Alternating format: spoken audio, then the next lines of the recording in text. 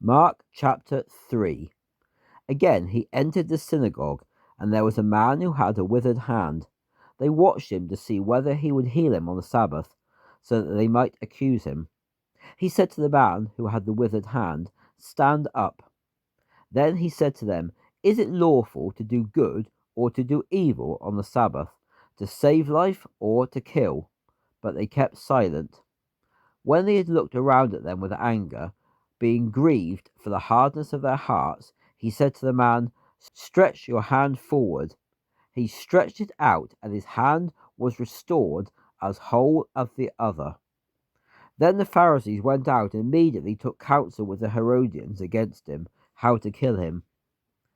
Jesus withdrew with his disciples to the sea, and a great crowd followed him from Galilee and Judea, and Jerusalem and Idumea, and from beyond the Jordan, and those from Tyre and Sidon.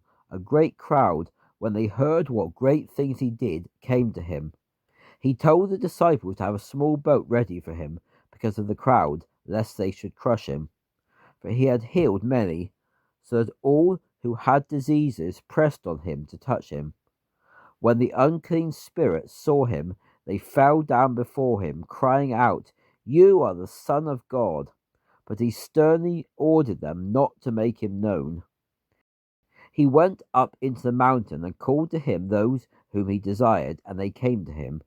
He ordained 12 to be with him, and to be sent out to preach, and to have authority to heal sicknesses and to cast out demons.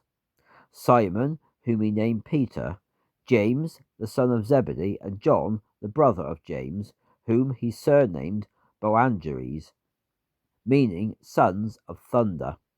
Andrew and Philip and Bartholomew and Matthew and Thomas and James the son of Alphaeus and Thaddeus and Simon the Zealot and Judas Iscariot, who betrayed him. They entered a house, and the crowd came together again, so that they could not even eat bread. When this family heard of it, they went out to seize him, for they said, "He is beside himself." And the scribes who came down from Jerusalem said, "He is possessed by Beelzebub, and by the ruler of the demons he casts out demons." So he called them to him and said to them in parables, "How can Satan cast out Satan? If a kingdom is divided against itself, that kingdom cannot stand. If a house is divided against itself, that house cannot stand. And if Satan rises up against himself and is divided, he cannot stand, but is coming to an end. No one can enter a strong man's house and plunder his goods, unless he first binds the strong man. Then he will plunder his house. Truly I say to you, all sins will be forgiven the sons of men, and whatever blasphemies they speak. But he who blasphemes against the Holy Spirit never has forgiveness, but is in danger of eternal condemnation. For they said, "He has an unclean spirit." Then his mother and his brothers came, and standing outside they sent to him, calling him.